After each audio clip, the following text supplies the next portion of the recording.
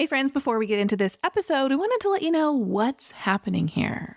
This entire month will be Christmas in July on Girls Gone Hallmark, featuring some movies that we reviewed, but you've never heard.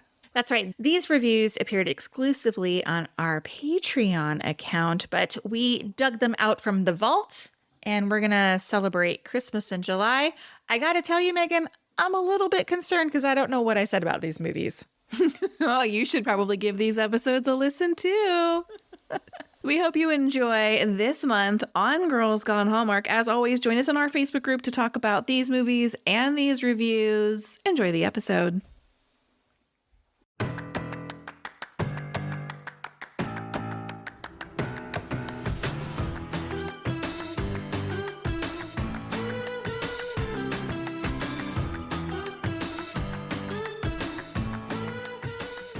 Welcome to a bonus episode of Girls Gone Hallmark. Thank you for joining us here. I'm Megan. I'm Wendy. And today we're discussing Christmas Sale from Hallmark's Countdown to Christmas series. And last week on Instagram, we had asked you to vote for the movie you were most looking forward to. And it was a real close tie between Christmas Sale and Coyote Creek. So Coyote Creek made the main feed and Christmas Sale is our bonus episode. And we're going to dive into it. Yeah.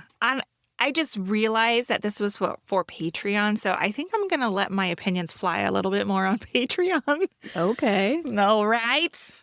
Do you have a synopsis? I do. When Liz returns home to take care of her estranged father, she is determined to give her daughter a perfect Christmas and reconnects with her best friend, starring Katee Sackhoff, Patrick Sabongui, and Terry O'Quinn.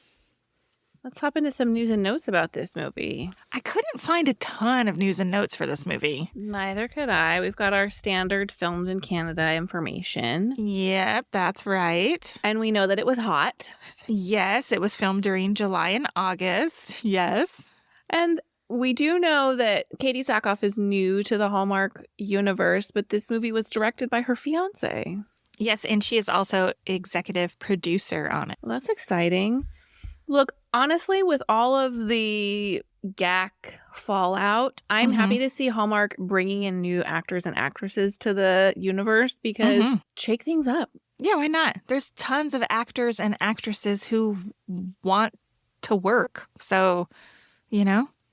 Yeah, and we've got established actors like Terry O'Quinn. Look, Katee Sackhoff has a pretty deep IMDb as well, but Terry O'Quinn, I mean, that's...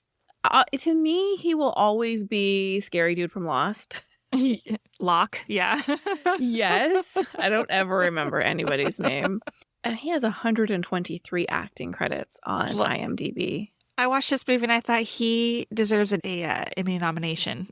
This movie, I loved him so much. So much. My first impression of this movie is, damn you, Terry O'Quinn, you made me cry 3 times. I love it. I love it. Do you want my first impression? Indeed. Why did they bury this on Halloween night? It was super delightful. I know. I wondered if they just didn't believe in the power of this movie with Hallmark unknowns, but not real world unknowns. Well, that's a good question. I wonder if the Hallmark actors and actresses, the ones we recognize, is that their draw? Is that how they get people to watch their movies? Because Tyler Hynes is in a movie, or Ryan Pavey, or Jen Lilly, or whatever. Is it not the actual story? Oh, I think people are coming for the actors and actresses and then hoping they get lucky with a movie that they like. So I think Hallmark is taking a gamble on these new names, but I also think it's smart because names like this, we have Patreon subscriber and Shorty and Instagram friend Sheila, and she does not watch Hallmark movies in spite of being a listener of both types of our podcast episodes, but she was planning to watch this movie specifically for Katee Sackhoff, who she loves. So I think Hallmark is kind of playing 2 games here. You've got to have your Candace Cameron Bure's and your Lacey Chabert's and your Ryan Paveys and Tyler Hynes. And then where's that new audience? Because we do have a little bit of a split in the Hallmark universe, right? People who feel like Hallmark is too, quote, woke. So I think they know that they're going to lose part of their audience in their move to be a bit more progressive. And so they're trying to replace that audience with new viewers. And I think it's really smart. Well, I absolutely agree. I mean, think about it this way. If you're only making movies for the 10, I'm simplifying it, obviously, but for the 10 people who watch your movies, you're never going to grow, right? So throw your net out wider. Let's see who else can draw viewers. Right. And I wonder how much they rely on the premiere of these movies as opposed to the re-airings. Because, yes, it was on Halloween night. We've got another movie buried on Thanksgiving night. And I wonder how much thought goes into that lineup. I mean, I don't know. I really don't know because like we've talked about before, last year's Countdown to Christmas kind of started out with not a great premiere. This year's was good. A great weekend, I thought. I wonder if they just have a dartboard, like throw a dart and go, all right, this one's going on Halloween. Okay, this one's going on December 15th, whatever. Well, what did we like about this movie? I liked a couple things. Now, I will tell you that I was not super looking forward to this movie. I had real low expectations, which were surprisingly exceeded. I really liked it, if that's not obvious. But here are some things I liked about it. One, I really liked Luke. Okay. Patrick, say his name? Sabongui. I really liked him. He has a familiar face. I don't know where I've seen him before. I'll look it up while you're talking. Okay. I kind of thought he was low-key hunky, kind of funny, very easy to watch, an easy, natural actor. I thought he was great with, what's her name? Katee Sackhoff. When he leans in and tells her he loves her, that was a real moment for me. That was a great scene. However, their kiss was awful, and I'll talk about that a little bit later. Okay. But that was a great scene. I got chill bumps when he leaned in to tell her I've loved you since I was a kid or whatever it was, Yeah. Okay, I have a question though. Where did this movie take place at?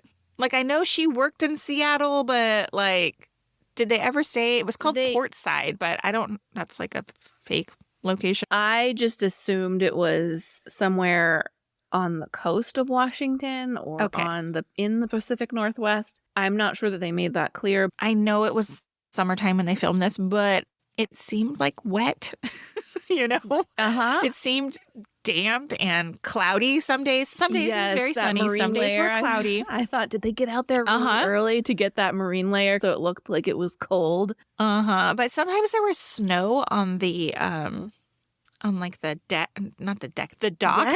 Yes. Not a water girl here. So I was like, where is this taking place at? It was good fake snow though. It looked like ice. It looked like crushed ice or something real. It looked like leftover snow.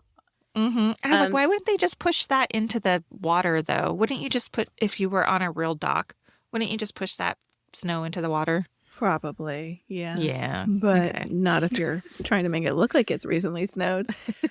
Patrick Sabongui has 121 acting credits on IMDb. Is this his first Hallmark? As far as I can tell, he was in 4 episodes of Virgin River. He was in 42 episodes of The Flash.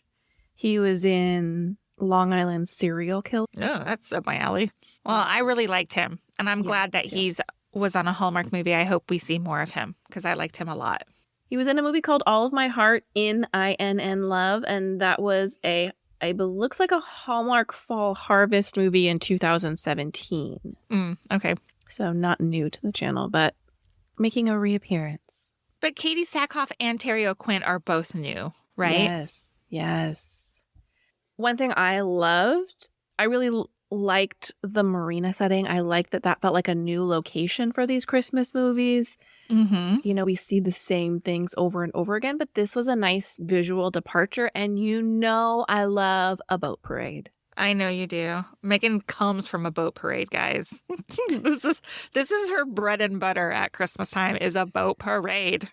She so hosts happy. a boat parade party every year. I do. And I read a review somewhere that said they think a boat parade is one of those things that perhaps is more fun in person than on video like we see in this movie. And of course it is. Of course. Oh, definitely. We host a boat parade party every year. And of course it's more fun to stand there with your friends, chatting and eating and drinking and having a good time than I would never want to watch it on video. So I wonder, that may be one of those things that doesn't quite translate, but I just love a boat parade. Well, okay. And it wasn't like we had to sit and watch 15 boats go by before theirs came out. We saw 2. Right. You know, like, come on. And it wasn't like they were like, what was funny is that when their boat actually came out, it was there for a really long time. They did all the stuff, right? And I was like, wouldn't it have like sailed by already? Right. So I was like, is it just sitting out there in the harbor for people to look at while they're doing, they're having this moment? Well, and not to get too into the inside baseball of boat parades, but, on a parade route, boat parade or otherwise, you're going to have multiple stops. They didn't turn their lights on until they were right in front of the dock. And it was as if, oh, this is the only place people are viewing the parade. It's like a boat drive-by, not a parade. So yeah. Anyway. What else did you like about it? I loved the dinner table scene when they're all sitting together and it's the family and it's the friends and they're just kind of telling stories about Liz when she tried to cast away on a ship.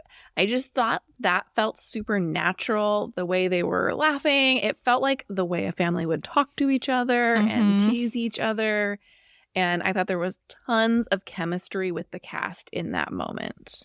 I don't really totally recall that scene. It was in the middle of the movie. There was nothing particularly spectacular about it, except that as I was watching it, I just felt very caught up in the moment. Okay, here's the question. Yeah. The lady that kept always, she was in every scene. She was like the family friend. Yeah. Who smells like cookies. That lady. Yeah. I think her name's Joyce in the movie. What was her role? Is she just a family friend? I think yes. Okay. I have something more in What We Wished For, but I think she's just a friend. Okay, I got it. And I was like, how sweet she smells like cookies. I know. That's so sweet. Okay, here's something I liked. I liked Emma Oliver, who played Hannah. I was nervous every time that sweet little girl made an appearance that we were going to get the Wendy child actor treatment when we were Stop it.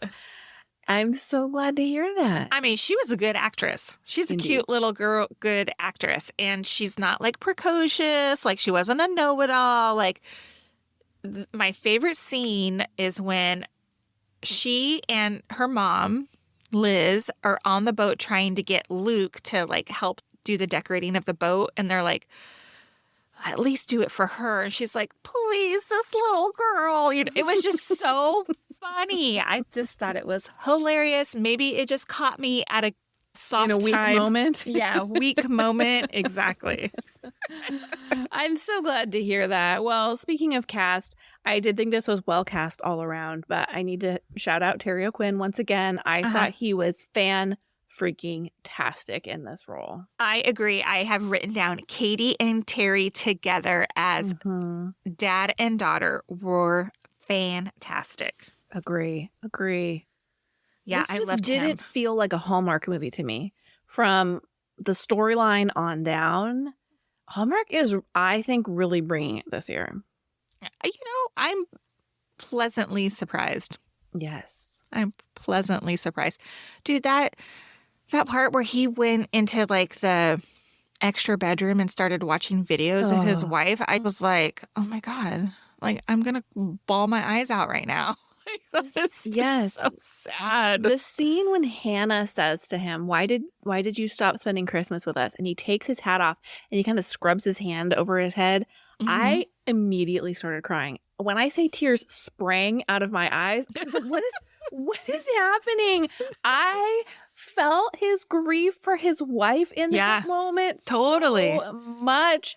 There were so many times I just thought he played that role of the grieving widow, and the way he talked to Katee and called her kiddo. I I don't know. I mean, yeah, maybe it has something to do that we're both, adult women with dads. Like I could totally picture my dad in this role. It was emotional. Well done, Terry O'Quinn. Right? And I thought he was great with the child actor too.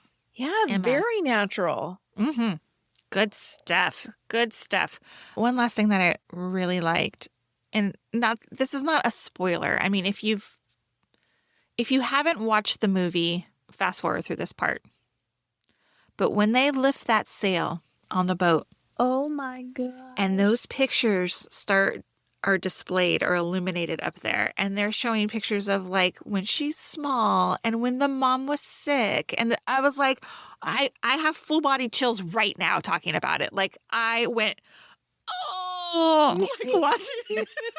I was openly weeping in that moment. Oh, my husband was sitting next to me, and I'm like, I'm gonna cry. He's like, you're an idiot. But oh my God, it was so good. It was so good and so unexpected. Yes. Even as the sail was going up, I was like, what's it going to be? Is it going to be something cheesy? Like, I love you? No, it was not cheesy. I know, because when the boat went by, I was like, all right, it looks good. Like, it wasn't a $25,000 winner. And can we talk for a second? A $25,000 prize for a boat parade decoration? Right. Where's that? Who is funding that? From this tiny town? Who knows? I would like to know that also. I mean, $100 gift certificate to the local restaurant, maybe, but $25,000? A banner that says Judge's Choice. Yeah. Really? Wow. Let's talk about what we wish for. So I have a big one. Oh. Overall, really liked this movie, but I did feel like there was something missing, and I feel like they didn't close all of the loops. Okay. In the opening scene, we see Liz and her family taking photos, and Luke is there, and they say, get in there. It's a family photo.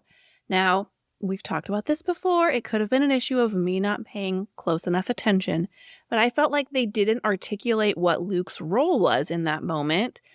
And it's only through the context clues of watching the movie later that you realize, okay, this is her childhood best friend. Mm-hmm. Because I thought maybe he was like a surrogate son to them. Maybe something had happened to his parents. We learn his mom's still very much alive, and his dad died when he was in college. I felt like that was kind of unclear. Yeah. And some of the roles that the family friends played, I just didn't feel like they sold me enough on the backstory. So like the cookie lady? The cookie lady. Yeah, I was like, was she a nurse? Was she a love interest? Was she just her a family mom's friend? best friend? Yeah, Right. exactly. And you've got the daughter there. It's very easy to like throw in some exposition like, hey, remember grandma's best friend so-and-so? Yeah. Yeah. But Yeah, because instead, like she introduced her. Mm-hmm. She introduced her and was like, this is so-and-so. I honestly can't remember that character's name. I'm sorry. But it's like, she would have never been there before if she was so close now.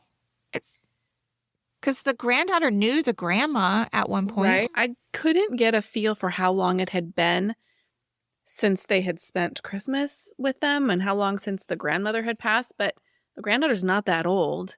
Mm-hmm. And, she made comments about missing grandma. So she clearly knew her. Close the loop for us, Hallmark writers. What'd you wish for? I wished for a better title, but this, I wrote my note down. I wish for a better title of this movie, but then Christmas Sale, I don't know. You know what I mean? Like that, when they raised the sail, that was a pinnacle point of the movie. So I get the title, but the title itself is not like enough to draw me in because it's not like they're sailing out on the water. They're driving the boat in the harbor. Do you know what I mean? It needed a come home for Christmas or home for the holidays, right? It needed something about, I didn't communicate the family storyline well. Right. To me. That's how I feel. That's how I feel about it. That's all I have those are all my wishes. Okay, this might be a hot take here. Okay. I was a little underwhelmed by Katee Sackhoff. Oh, no. Okay, and this is why. Because leading up to this movie, I've never heard of her, and I know our friend Sheila was like, oh my God, she's amazing. I love her so much. And then I had saw on Twitter, people were so excited. Katee Sackhoff, I'm going to watch this just for Katee Sackhoff. I don't know who she is. Like, I have no idea who she is. So I was like hyped. I didn't really like her. Oh, no. I thought she was kind of the weakest part of the movie. No, that makes me so sad. And on top of it, like every scene, she's smiling. Like she's emoting smiles every single scene. And I was like, nobody walks around with a perma smile on like that. Like it made me uncomfortable almost. Okay. She just was like smiling in every scene, like talking to somebody, smiling. I don't know. It was, sorry. Smile for you. You know, she's big in the sci-fi world. And so I think people that are into that have very strong connections with her. I think the thing she's most well known for is Battlestar Galactica. And people who love Battlestar Galactica love Battlestar Galactica. So people, you know, she was in 72 episodes of that. And I have seen the first few, and she definitely plays a very pivotal, strong role in that. Yeah. Well, I saw that it has some other show on Netflix too. I'm going to look it up right now. Another Life on Netflix. Have you ever seen that? Yeah, I don't know that show. It just says TV series. I thought it said it was on Netflix. Oh, never mind. It's also sci-fi-ish. Yeah, nope. I'm out. 100% out. Nope. So anyway, I mean, I know there is some Katee Sackhoff stands out there, but sorry. It's not you. Not me. Are you ready for Did You See That? Yeah, and I only have like 2. Okay. Do you want me to go first? Sure. I mentioned it earlier. Luke and Liz's kiss. Big ol' yikes. It was like there was no heat, no chemistry at all. And look, I know we're not going to get sexy. I know we're not going to get heat. But it was like lips touching, barely, no movement. It was so uncomfortable to watch. And it was like a drawn out long scene, just touch. I don't know. I didn't like it.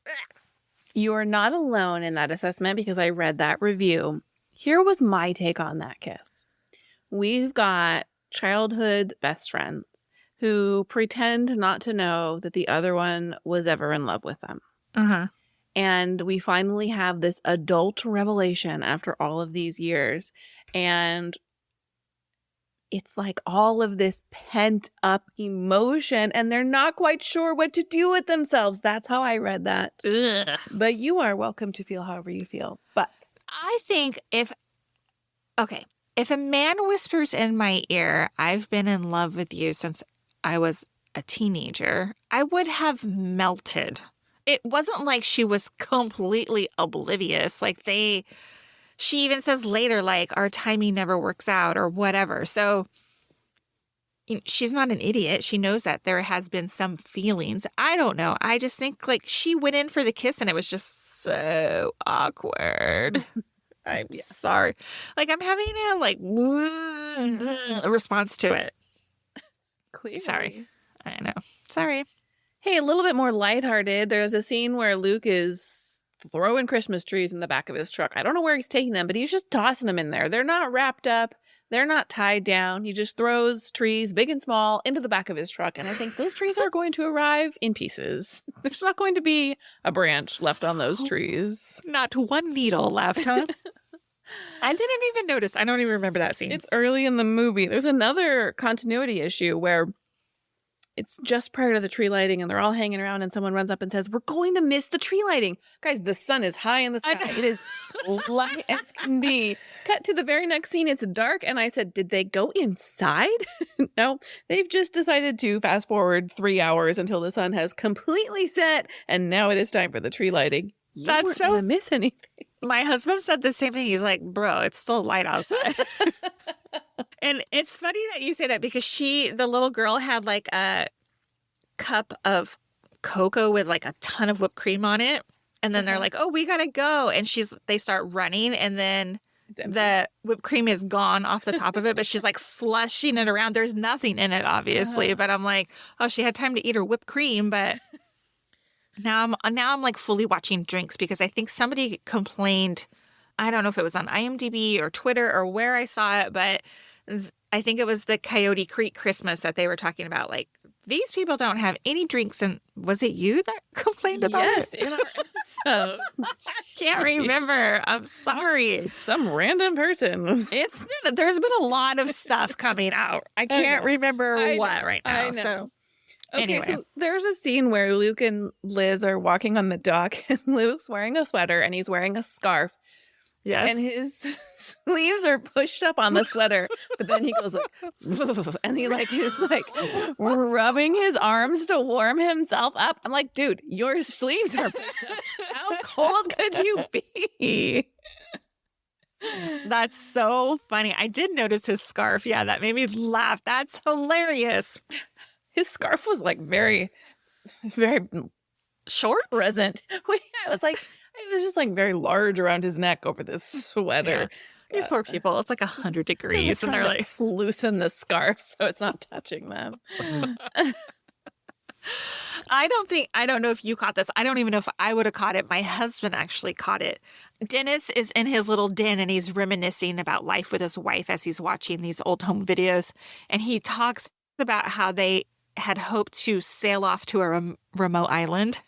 My husband goes, did he just say that he wanted to go to a remote island? Because, on Lost, they were on a remote island. Anyway. That's funny. That's funny.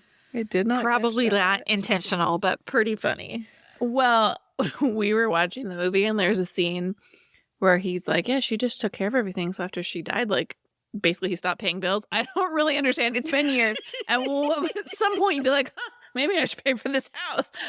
But because did they really explain why the house was going into foreclosure? Like, had he lost his job? Like, why he just wasn't paying the bill? Well, that was what was unclear to me because he said, like, I just kind of lost track of it. But okay, if you lost track of it, but you have the money, why aren't we paying for? So you didn't lose track of it. You didn't have the money. It was unclear. But my husband goes, yeah, if something ever happens to you, I don't know how to do anything like turning on the jacuzzi. He goes, you're going to have to write down all the steps for me. I go, yeah, that's going to be your first concern. Should I croak? How do I turn on the jacuzzi? How am I going to get in the jacuzzi tonight? Oh my gosh. Yeah, they didn't need to have that storyline. I guess they just had to they had to figure out how are we going to get her to enter the boat parade competition. She needs that money for some reason. Like, does she need the money? You know what I mean? Like cause and effect. Like it wasn't necessary. She could have entered the boat competition because her dad wanted to sail the boat. Not sail, sell the boat. Mm-hmm. You know what I mean? So like she could have been like, hey, this is my last chance. Mom and I used to do this stuff. And so I'm going to, whatever. They didn't need to like save the house from foreclosure. Come on. It was a nice house. It was it wasn't like very it was nice hurting. house. And I was like, they've lived there her entire life. Obviously, he has equity in this house. Like, couldn't they just sell it and pay off what they owe to the bank and then move to a smaller house? Yeah. I know. It's just, I think it's like ticks those Hallmark boxes. There has to be some kind of competition and there has to be somebody coming home and whatever, you know? Some sort of conflict. Hey, did you see we had non-digital snow? I did notice that. And when it came on, I was like, is that digital? And my husband's like, no, it's landing on them. I honestly think maybe it was a combination of both. I couldn't quite tell. It was a quick scene, but it was definitely landing on them. So thank you, Hallmark. Yeah, we don't want that digital snow. I don't. Neither. Only if it's like far away. What are you rating this movie? 3.5 stars. Me too. Exactly. Wow. I told my husband, I was like, this is one of the better Hallmark Christmas movies I have seen. I really enjoyed it. A movie that makes me cry? Wow. And with a child actor I didn't hate. I mean, these are all in the good side of the column here. Thank you so much for being Patreon subscribers. We appreciate each and every one of you. We'll be back next week with a review in the main feed, so be sure to check that out. Until then, have a great weekend and happy watching, everybody. Goodbye. Bye.